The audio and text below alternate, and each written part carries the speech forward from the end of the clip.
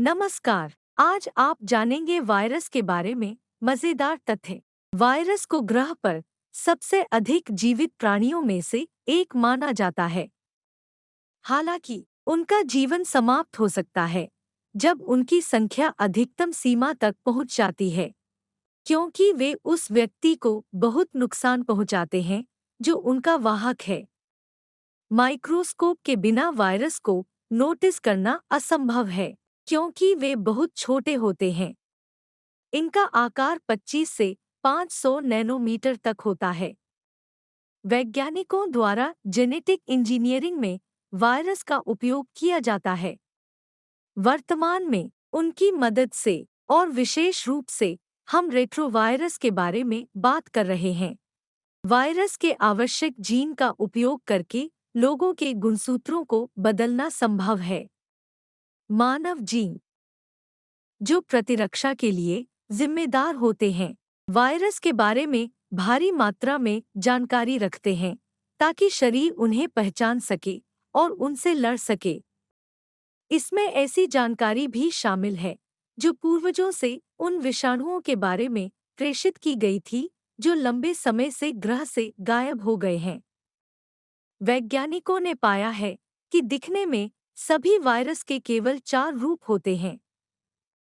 विज्ञान अभी भी खड़ा नहीं है और वायरस को डीएनए या डीएनए युक्त, साथ ही आरएनए या आरएनए युक्त में विभाजित करता है। ऐसे वायरस हैं जिनका न केवल इंसानों पर बल्कि अन्य वायरस पर भी हानिकारक प्रभाव पड़ता है। उन्हें मामा वायरस कहा जाता है। वायरस न केवल इंसानों के लिए बल्कि जानवरों, कीड़ों और यहाँ तक कि पौधों के लिए भी खतरनाक हैं। हम कह सकते हैं कि वायरस ग्रह पर सभी जीवन को संक्रमित करते हैं। उन्हें न केवल प्रजातियों के भीतर बल्कि उनके बीच भी प्रेषित किया जा सकता है।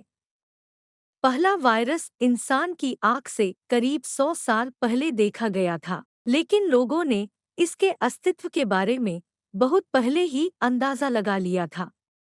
वायरस की संरचना में जीन होते हैं। ज़ार लैटिन में वायरस शब्द का अर्थ। पृथ्वी पर लगभग 7 अरब लोग रहते हैं। बहुत से लोग मानते हैं कि यह ग्रह पर रहने वाली सबसे अधिक प्रजातियां हैं, लेकिन वे गलत हैं, क्योंकि वायरस की संख्या सैकड़ों हजारों गुना अधिक है। एक ही वायरस में बड़ी संख्या में किस्में और संशोधन हो सकते हैं। इनकी संख्या कई हजार तक पहुंच सकती है। अच्छे उद्देश्यों के लिए वायरस का उपयोग किया जा सकता है।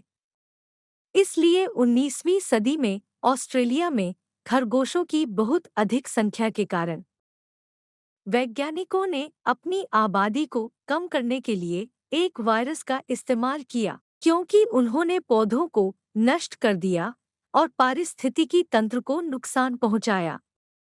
वायरस विभिन्न प्रकार के जीवाणुओं को संक्रमित कर सकते हैं जो मनुष्यों को नुकसान पहुंचा सकते हैं। ऐसे वायरस का दवा में इस्तेमाल करने से कई बीमारियों को ठीक किया जा सकता है। कुछ वायरस बैक्टीरिया से बड़े होते हैं। ये मामा वायरस हैं। यदि आप वैज्ञानिकों के सिद्धांतों पर विश्वास करते हैं, तो एक व्यक्ति के डीएनए में 40% तक की मात्रा में सबसे पुराने वायरस के अवशेष होते हैं।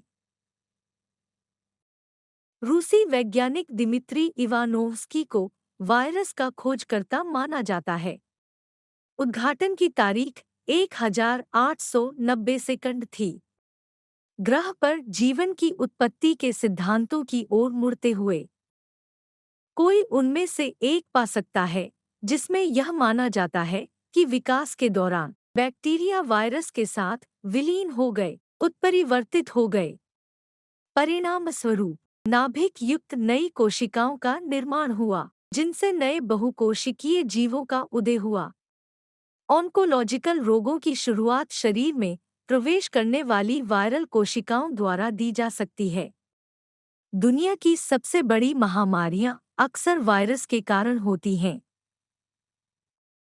अगर जानकारी आपके लिए उपयोगी थी तो आप चैनल को लाइक और सब्सक्राइब कर सकते हैं।